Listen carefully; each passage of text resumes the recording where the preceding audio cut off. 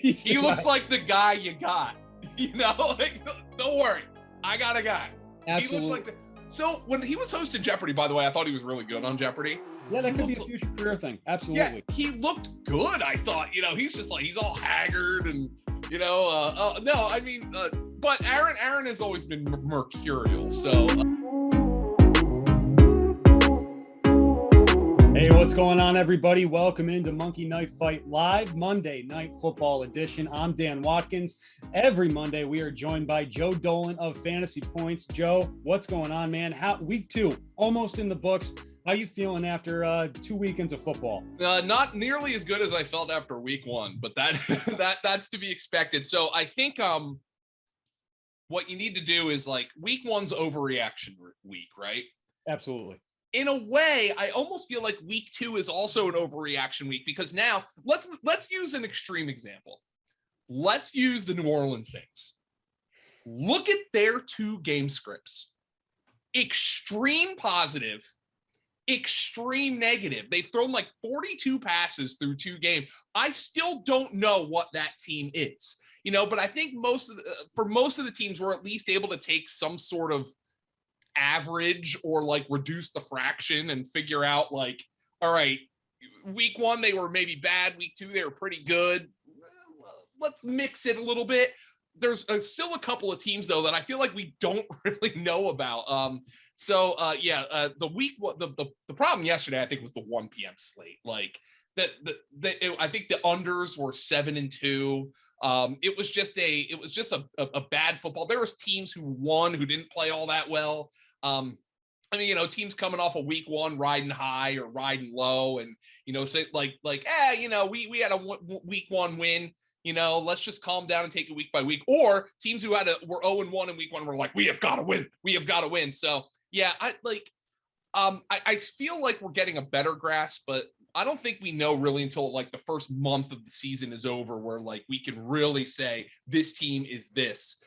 So it's just, once again, it's like you got a few more answers to the test, but the test just got longer, is the way I look at it. Yeah, I'm glad you brought this up, because it's, especially this year now with the preseason shortened, September is even more so an extension of the preseason, where you're finding out your team, what your identity is as the season's going to go on. And I'm glad you brought up the Saints, because last week they played a team called the Green Bay Packers, who we're going to talk about a little bit, and we're going to find out, I think, just a little bit. I think we're going to find out a lot about them tonight and what kind of team they are, and what kind of season that quarterback's going to have there. So we'll get to him in a few minutes. But my biggest takeaway from week 2, there's still a lot of dumb football out there, man. I mean, starting off Thursday night, the Giants, what the hell was that on that field goal? Jumping off sides, giving the Washington football team rude a second chance there. Sorry to our executive producer, Jay, who's a Giants fan. I know he was putting that one out. Not great. And then you got Russell Wilson in that late window last night doing whatever the hell he was doing by the goal line. Still not the dumbest thing he's ever done by the goal line, by the way. Almost getting sacked in the end zone with that walk-off safety. They have the Cowboys and their clock management. I mean, settling for a 56-yard field goal when they still have 35 seconds and a timeout. It ended up working out with Greg the Leg, but still, I think they could have gotten a little closer. I got to be honest. If I were a Cowboys fan, I'm still not feeling peachy with Mike McCarthy after that. Like, oh, no, not at all. Not at all. And then my other big takeaway here is that Brady's still the best, man. I mean, 2 weeks in, 9 touchdowns. Apparently Gronk is Gronk again. Yeah, so 4 touchdowns now after 2 weeks. I mean, what the hell is going on? So, like, we're talking, like, when you do fantasy analysis in the offseason, one of the things that, like, even if you don't use the phrase, one of the things you always have to factor in mentally is range of outcomes. Like, what is, best case scenario? What is worst case scenario? And I think fairly so, when you have an older player who has had a long history of injury, for like somebody like Gronk, we factor more in the worst case scenario than the best case scenario. And I thought for Gronk, I really did. And maybe this does come to pass. It's a long season, but he'd be a 40% snap share guy. He'd be involved in the red zone, but there's going to be some games where he catches 1 pass for 8 yards and does.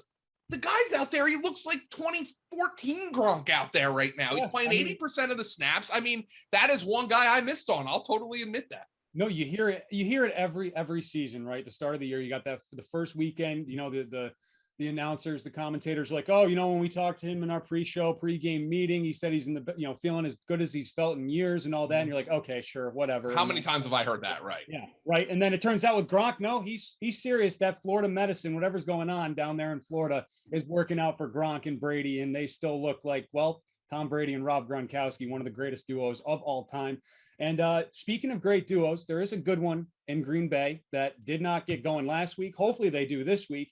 And let's get right into Monday Night Football here. Aaron Rodgers, his more or less number this week, it opened up last Tuesday at 315.5. It has dropped 20 yards to 295.5. Last week, 15 of 28, 133 yards total. Ends up getting benched for Jordan Love. A passer rating, he finished with 36.6. Pro Football Focus pointed out, if the quarterback dropped back and just grounded the ball every single play, your passer rating would be 39.6.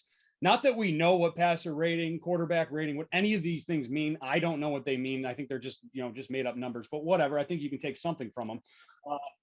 22 career games against the Lions. Rodgers averages about 257 in those games. Last year, finished with 240 and 290, so did not hit that 295 in either game last season. And he's hit it in about 9 of 22 games against the Lions in his career. So how do you feel about Aaron Rodgers tonight? Over. More. I know they're coming out, oh, he's tanking the season intentionally. He's not going to do that in Green Bay. No way. No, he's coming out on fire. Are you sure about that, though? Are you sure about that? Not 100%, but like enough that I'm the pettiest man in sports right now. Yeah, but like I don't think he's gonna. I mean, on national television, I think he's proud too, though. Like I don't think he wants to come out and look like crap. No, he's gonna torch the secondary tonight. They lost Jeff Okudah last week to a torn Achilles.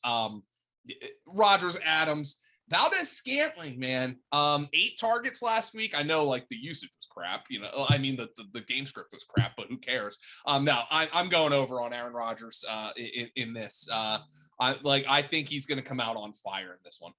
So you had last week Jimmy Garoppolo threw for over 300 yards on this secondary as well, and then they took their foot off the brakes. And you know, Kyle Shanahan's second half collapses. Those just seem to happen from time to time. But before we go to Jared Goff, I want to play a little game. Twitter pointed out that if you type in your search bar on Twitter, Aaron Rodgers looks like, the responses are just absolutely fantastic. Okay. From his post-game press conference. So you see the photo up there. You got Aaron Rodgers looks like Nicolas Cage playing Aaron Rodgers in a movie about Tom Brady. Aaron Rodgers looks like he's worn down from dueling over his shipments with Crockett and Tubbs. You got Aaron Rodgers looks like an undercover cop accused of planting evidence. Aaron Rodgers looks like he just told you that your brake pads are gone, even though you only brought your car in for an oil change.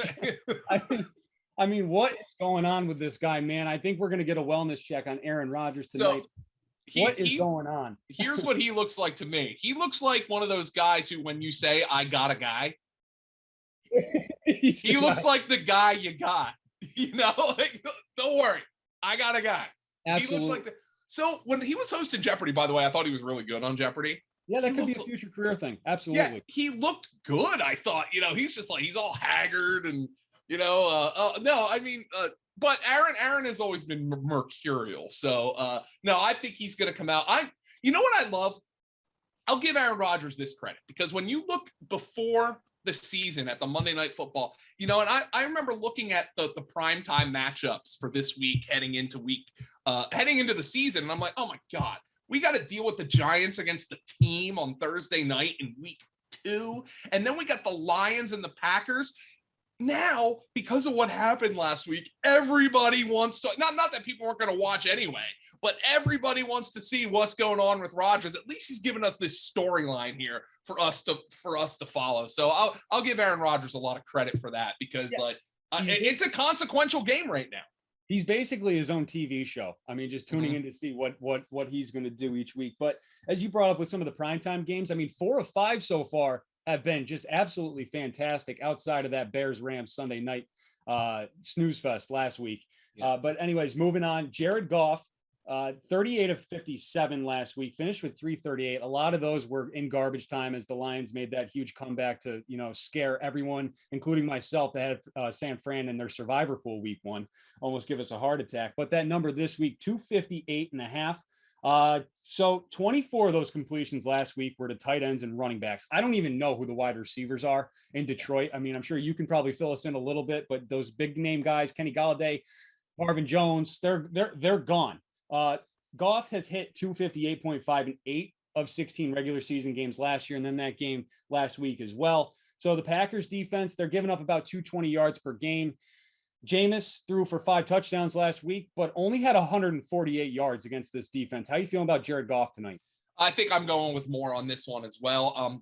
One of the things the Lions did, now part of this was game script. The 49ers jumped out to a huge lead in that game, but they ran a ton of plays. And Anthony Lynn, when he was with the Chargers, his teams were very fast paced. You might not think so, because you think of he's a running back. So slow it down, play the field position game, all that stuff. No, his teams were fast paced with the Chargers as well. And that's borne out in week 2. But this is just correlated to me. Aaron Rodgers, I think, is going to come out and they're going to put on points on the board quick. I don't know if the Lions are going to have a ton of success running the football in this game. Their running backs are extensions of their passing game. Like you mentioned, it's Hockenson and it's the running backs. The guys on the perimeter, Quintez Cephas, Khalif Raymond, Trinity Benson. These are the guys they're out there throwing to. You made those names up. No, I did not make them up. Amon-Ra St. Brown, Tyrell Williams is out in this game. Amon-Ra St. Brown, Goff actually missed him for a big game last week. So I just think Goff, and here's the other thing with Goff. Everybody presumes, okay, Jared Goff is the bridge quarterback for the Lions. Don't tell Jared Goff he's a bridge quarterback. He's sitting there saying, dude, 3 seasons ago, I was in the Super Bowl. Don't watch the Super Bowl, but I was there. That's what he's saying. But Jared Goff's a young quarterback still, and he's playing for a job here. So don't tell Jared Goff the Lions are going to stink. Yeah, they might stink, but Jared Goff's got an opportunity to prove himself here. Now I'm going with more and more, and I know I did that last week, but it worked out. So let's keep those wheels turning. I like more for Jared Goff this week because I think there's going to be points scored in this game. So when you move on to our rapid fire contest, comparing Rodgers versus Goff, Goff is getting 37.5 yards against Rodgers. How do you feel in that matchup there? I'll take Goff. You take Goff. All right. Mm-hmm. I like it. Let's talk about a couple of the other key pieces here tonight. Receiving, catching the ball. Obviously, Davante Adams last year, the best wide receiver in fantasy, 18 touchdowns, tons of yards, tons of catches. He never had back-to-back quiet weeks.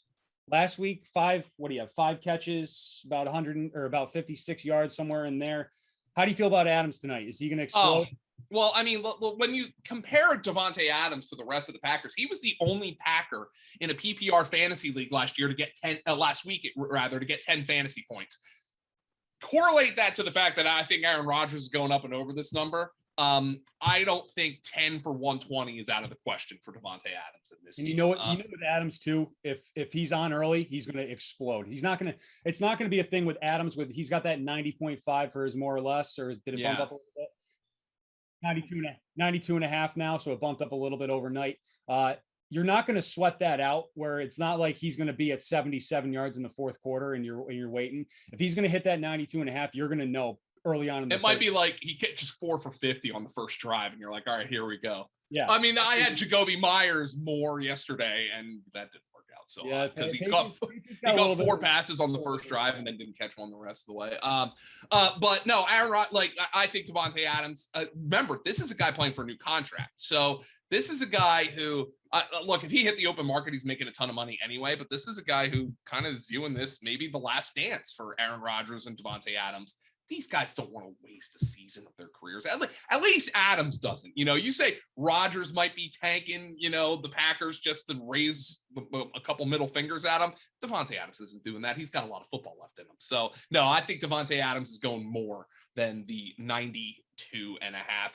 I think, 92, and the more it goes up, maybe the less I want to put a buy-in on it. But no, I'm still going up and over this. Yeah, and so 11 career games against Detroit. He's averaging about 54 yards in each of those games, but you got to remember too, a lot of those games when he was like the fourth guy on the depth chart early on in his career. So he's hit that 90 or 92 and a half in 3 of his last 4 games. So 3 times in the last 2 seasons, he's hit that against them. And as I mentioned, he didn't have back-to-back quiet weeks at all last year. So I'm feeling pretty good about Adams as well. And then who else you got up there, Jay? DeAndre Swift. DeAndre Swift, what's his total? Because I think it's 39 and a half. Yeah, so he finished last week 11 carries, 30 yards, and then but he did more in the pass game, as you mentioned before. These backs, they like to get them going.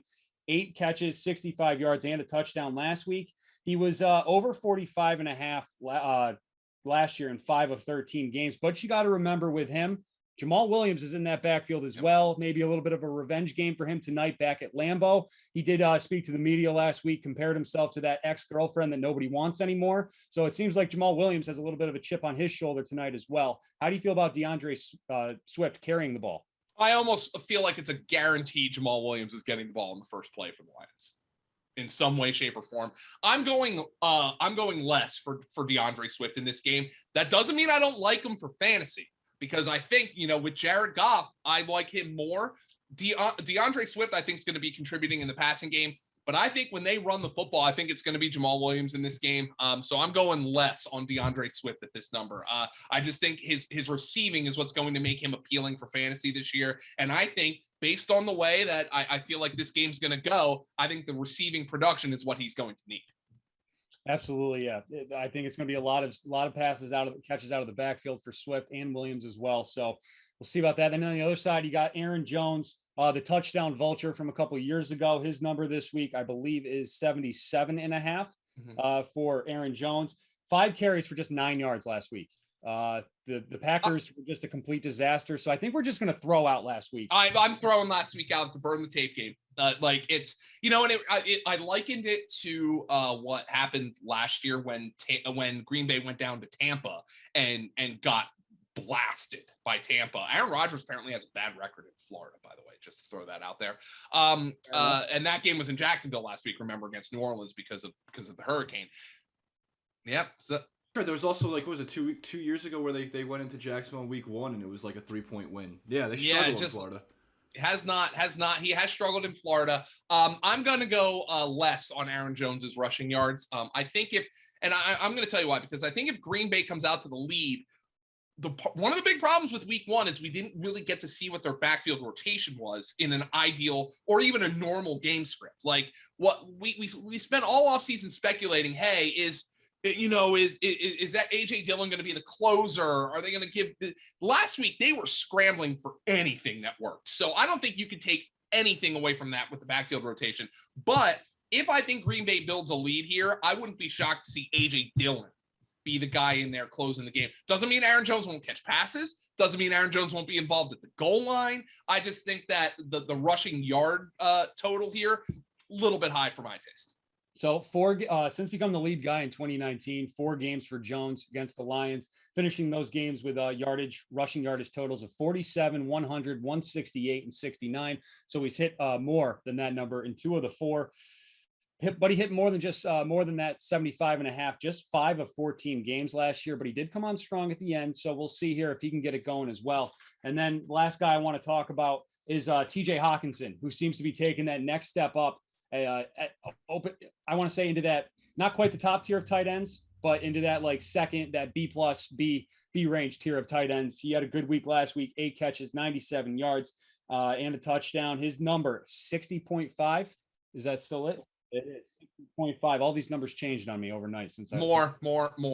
This is just like Davante Adams. This is correlated to me picking Jared Goff to go more. I'm gonna say that if TJ Hockenson was on a better team, a lot more people would know who this guy is. I mean, if he keeps that haircut, maybe people will know anyway. But he looks like if Aaron Rodgers is the guy who your friend says I have a guy, that's the guy Aaron Rodgers shows up with. Yeah. It's like, don't worry. Me and him go way back. Yeah, TJ's my friend from home. We're good. Yeah, you can trust him. Don't worry. Yeah, I don't know what he's doing there. If he's trying to channel his inner Dan Campbell to suck up to his coach, get more catches or whatever, because Campbell kind of looked like that when he played as well. That's funny, man. No, I'm going more. He's a big time tight end. I think he's a really, really, really good player, and he's the number one receiver here. And this was like one of those fantasy analysis tidbits that like people are just like, by April, you're like, I wouldn't be shocked if Hockenson leads the Lions in targets this year. And then by July, it's basically like accepted as facts. Oh, Hockenson's going to lead the Lions in targets this year. But I'm not really sure who else will. Trinity Benson? I still think there's a made up name. No. Trinity Benson. Trinity Benson. Hey, look, times were tough for strip clubs with COVID. So Trinity Benson is out there with, I'm sorry. It's a bad, that was very poorly delivered. Very poorly delivered joke that Trinity Benson's a very strippery name. But no, I just think TJ Hawkinson's the number one receiver here, and I think their Lions are going to have to throw the ball a ton this season. It's going to be a really good year for Hockenson. Yeah, I agree with you. And if you're going to go more on Goff, I mean, I think you got to go more on Hockenson. It's pretty similar to what we saw last Monday night with Derek Carr and Darren Waller. The tight end is the guy. I don't think TJ Hawkinson's going to get like around 20 targets tonight, like we saw with Waller last week. Yeah. But yeah, if Goff's going to have a big night, it's a pretty good chance that Hawkinson's going to have a big night as well. So before we wrap things up, Joe, anything else you want to talk about when it comes to this game tonight? Well, I'm really interested to see, again, just to throw it out there, what is the Packers running back rotation in a normal game? And let's just, even a blowout win over the Lions, I would consider that normal, because coming into the season, you expect the Packers to blow out the Lions. Like, what is their running back rotation going to be? Is A.J. Dillon going to pay off? I mean, the guy was going in the 8th, 9th round by the end of draft season. So he's going to be able to pay off at that pick. I've had people asking me if they should drop him. And my whole thing is like, I don't think we can blow up a whole off season of analysis after the Packers no-showed in week 1. That's just not, I don't think that's a prudent thing to do. But no, that's what I'm looking for. I'm also looking for Marquez Valdes-Scantling, who I have on a metric ton of best ball teams. If he's going to be able to keep up that target share, apparently had a really good camp. Rodgers threw him the ball 8 times last week. He was one of the guys they pulled out when they put the backups in. Valdes-Scantling's another guy I'm keeping an eye on in this game. And then I noticed in our second rapid fire matchup this week, it is Aaron Jones versus A.J. Dillon. So the same team going rapid fire. A.J. Dillon's getting 36.5 yards in that contest. Who do you like in that one? Dylan. I wouldn't be shocked if he outrushes Jones in this game. All right. Again, that's speculation. We don't know what, their rotation's going to be. So that's speculation, but no, I wouldn't be shocked. I'll take Dylan at that price all day long. All right, fair enough. Yeah, it's an interesting one. I mean, I can't wait for this one, because I find the Packers to just be so interesting, which is just so, I don't know, odd for the Packers, because they're Green Bay. I mean, what's interesting about Green Bay? But now you got this drama here with Aaron Rodgers and ownership and management and all that, and I think this is going to be a good one tonight. Oh, they'll play it up on the broadcast tonight too. They'll play it up. Pack also back-to-back primetime games. They're Monday night this week, and then they're Sunday night against the 49ers next week. So if if the Packers, whatever Packers we get, we don't know. Next week we got some interesting primetime. I know Houston against Carolina on Thursday night's a stinker, but you got Green Bay, San Fran, and then you got Dallas, Philly on Monday. So at least we got some interesting ones next week. Very good. Looking forward to it. All right, guys. Thanks very much. Don't forget to hit that subscribe button. Joe, where can they follow you? You can follow me on Twitter at FG_Dolan, fun guy _Dolan. And you can follow me, and you can obviously follow my work at fantasypoints.com. Very good. And you can follow me at Dan Watkins Radio on Twitter. Thanks for watching, guys. Good luck tonight, and go out there and win some money. Have fun.